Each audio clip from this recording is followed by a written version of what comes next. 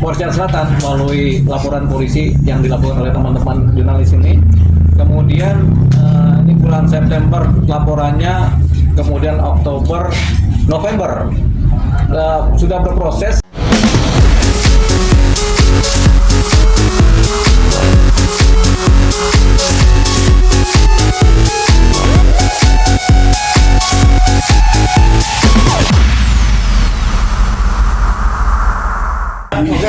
Oke, mulai ya. Ini tanggal berapa sih? 14. Ya, per 2024 pada siang hari ini kami selaku kuasa hukum dari teman-teman jurnalis Infotainment yang terdahulu pernah diancam oleh seseorang, yaitu ajudannya Atta Halilintar. Nah, ini perkaranya sudah berjalan di Polres Metro Jakarta Selatan. Perkara ini laporan nomor B2740 bulan September tahun 2024. Kejadiannya adalah di mana terjadi di Polres Jakarta Selatan, seseorang yang diduga ajudannya Atta Halilintar ini melakukan pengancaman terhadap jurnalis yang sedang melakukan pekerjaannya. Nah, ini sudah diproses di Polres Jakarta Selatan melalui laporan polisi yang dilakukan oleh teman-teman jurnalis ini. Kemudian ini bulan September laporannya, kemudian Oktober, November sudah berproses dan kemudian sudah dipanggil saksi-saksi baik dari korban maupun saksi lain termasuk dari Atta Halilintar sudah dipanggil, dan dalam kompleksitas keterangan yang sudah lengkap ini tersebutlah bahwa seseorang ini yang diduga adalah ajudannya Atta Halilintar yang bernama Agung ini ternyata adalah anggota TNI AD. Jadi berprofesi sebagai tentara gitu. Nah, kita sebut ini sebagai oknum saja ya.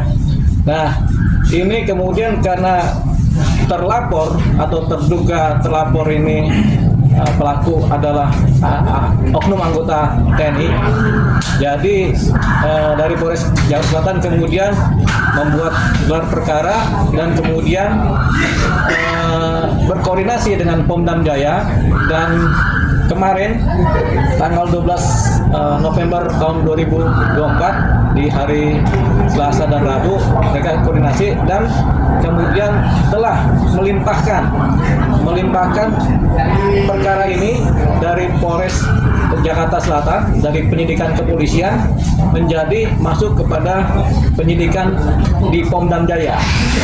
Jadi sudah dilimpahkan kemarin ke Pomdam Jaya dan sudah diterima, sudah confirm bahwasanya Pomdam Jaya sudah menerima pelimpahan laporan ini dan masuk kepada wilayah penyidikan Pomdam Jaya. Nah, ini berproses.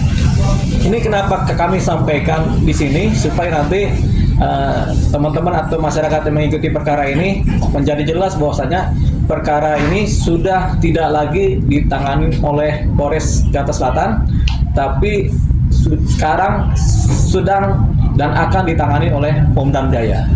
Tentunya ini Pomdam Jaya ini kan dari Kodam ya, Pomdam Jaya ya. Jadi itu dia sejak kemarin. Ya. Alasannya tentunya karena si terduga adalah anggota TNI, anggota Tentara Nasional Indonesia dari Angkatan Darat.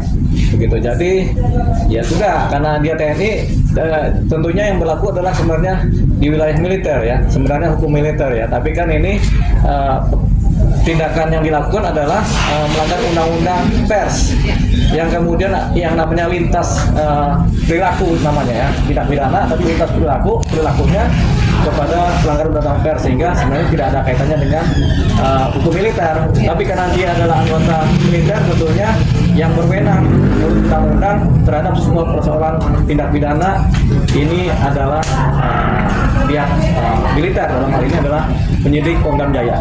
Berarti masih aktif ya, Bang? Masih aktif. Nah, sanksinya biasanya apa, Bang?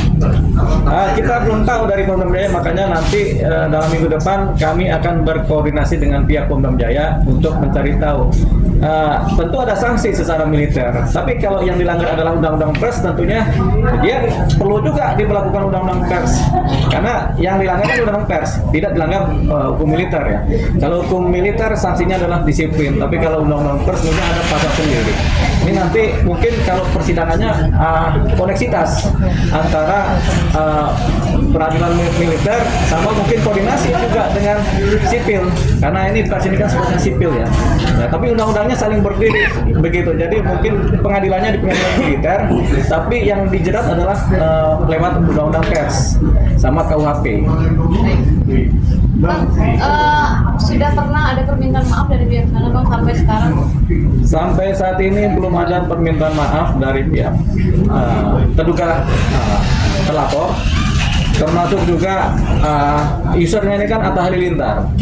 Atta Halilintar juga sampai saat ini belum ada minta maaf kepada teman-teman, belum ada permintaan maaf. Ya sudah, ini isi going aja lah berjalan kan. Nah, perkara ini juga akhirnya kami anggap juga isi going juga nanti berjalan. Jadi perkara ini ya sudah menggelinding. Siapa nanti tersangkanya nanti akan kelihatan lewat hasil penyidikan dan proses persidangan di pidana militer.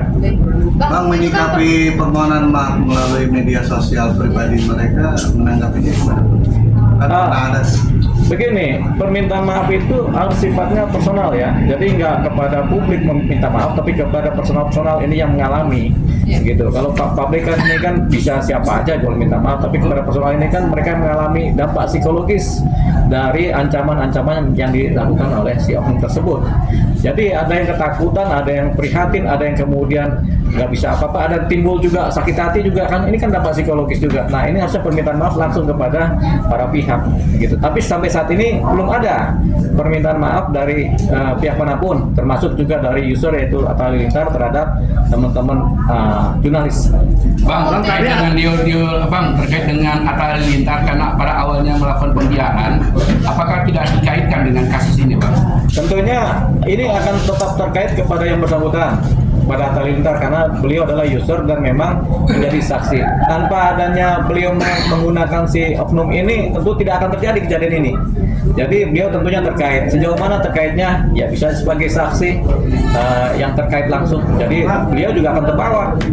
Sini Bang, ini kan dalam kasus pengancaman Atta Halilintar yang membawa si oknum itu, otomatis dia akan menurut pada si Atta Halilintar. Dalam hal ini, apapun cerita walaupun pelakunya, tapi kan Atta Halilintar kan harus bertanggung jawab. Apa enggak ada tujuan untuk melaporkan Atta Halilintar kepada polisi? Oke lah, kalau yang ini tidak diimbangi.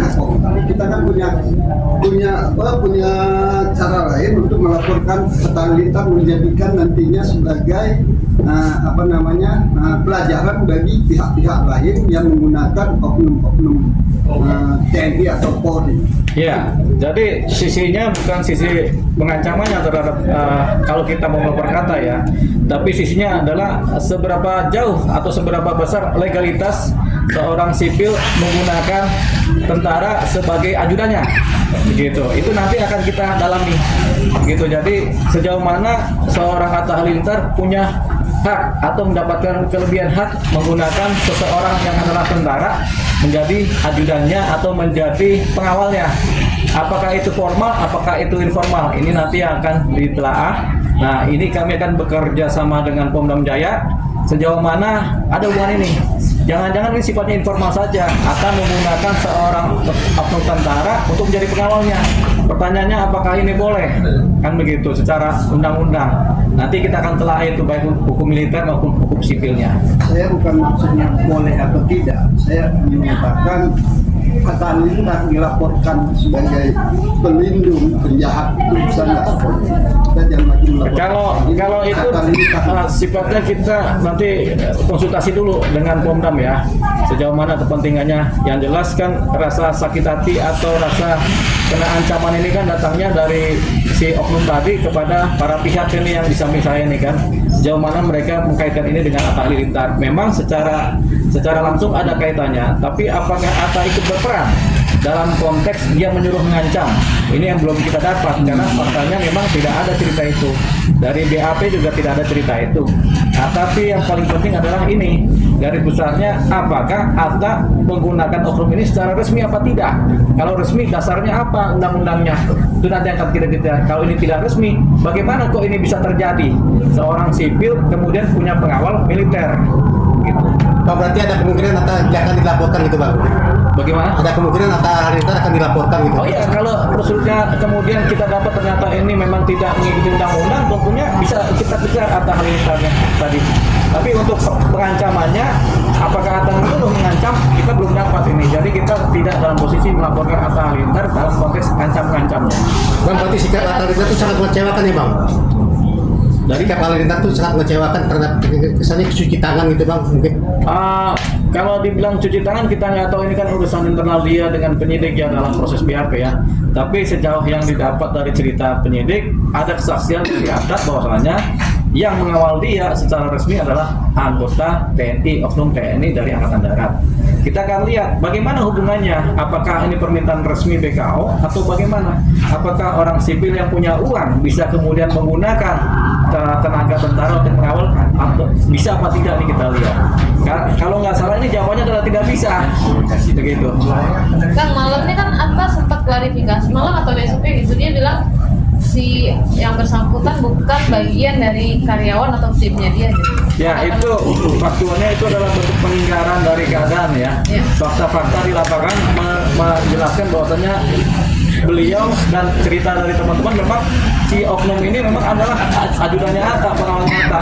Fakta di lapangan begitu sudah rutin bertemu para teman-teman jurnalis ini dengan waktu meliput Atta, ya dia inilah sebagai pengawalnya. Tapi kalau Atta mengingkari, nggak apa-apa, sementara dia punya hak untuk mengingkari.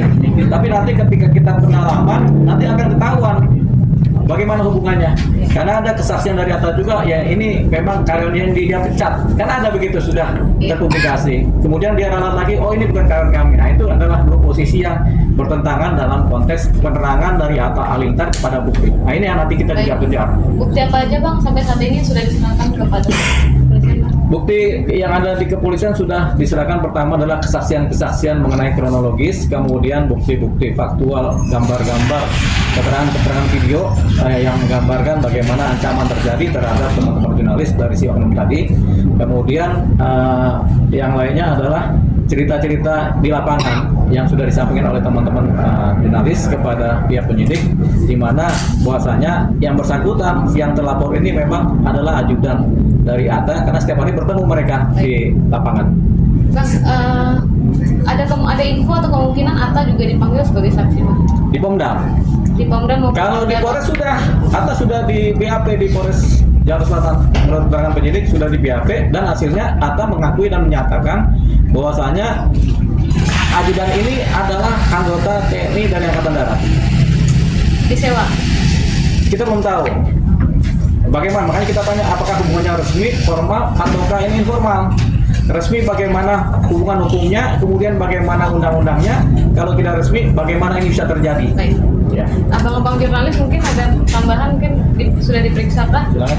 Kemudian apa aja mungkin hasil pemeriksaan dari kepolisian Bang?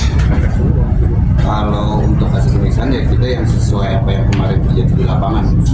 Untuk pemeriksaan dan untuk buktinya kita kan sudah kirim video tayangannya dari ajudannya yang menunjuk ke rekan-rekan karyawan jurnalis semua. Pertanyaan dari kepolisian seputar apa aja Bang? Pertanyaannya permasalahan yang kemarin di lapangan itu. Kronologi. Iya, kronologi. Baik. Oke. Bang, ini atas selanjutnya apa nih Bang? Ya, Langsung ke Pomdam kah? ke Pomdam. Nanti kita menunjukkan kita bertanya ke Pomdam. Jadi sudah ada pembicaraan informal antara kami kuasa hukum dengan tim dari Pomdam. Bang, terakhir ada kemungkinan damai tidak Bang? Kalau memang Anta langsung nih menemui tim teman-teman jurnalis gitu Bang? Atau menerima permintaan maaf atau lanjut tinggal Kalau kemungkinan damai, semua perkara yang sifatnya seperti ini ada kemungkinan damai, namanya restoratif justice. Ya. Tapi ini tergantung bagaimana kemudian keaktifan dari pihak pelapor ataupun dari pihak Atta, apakah ada damai atau tidak. Tapi yang jelas, walaupun sudah aktif, kalau teman-teman dari korban ini kemudian tetap harus ini jalan terus perkara, ya ini perkara jalan terus. Jadi kita kembalikan kepada teman-teman yang menjadi korban secara langsung, sama teman-teman dari para jurnalis secara pada umumnya. Arahnya kemana begitu. Tapi yang jelas ini perkara pada umumnya perkara akan merujuk pada peradilan. Gitu. Baik. Oke.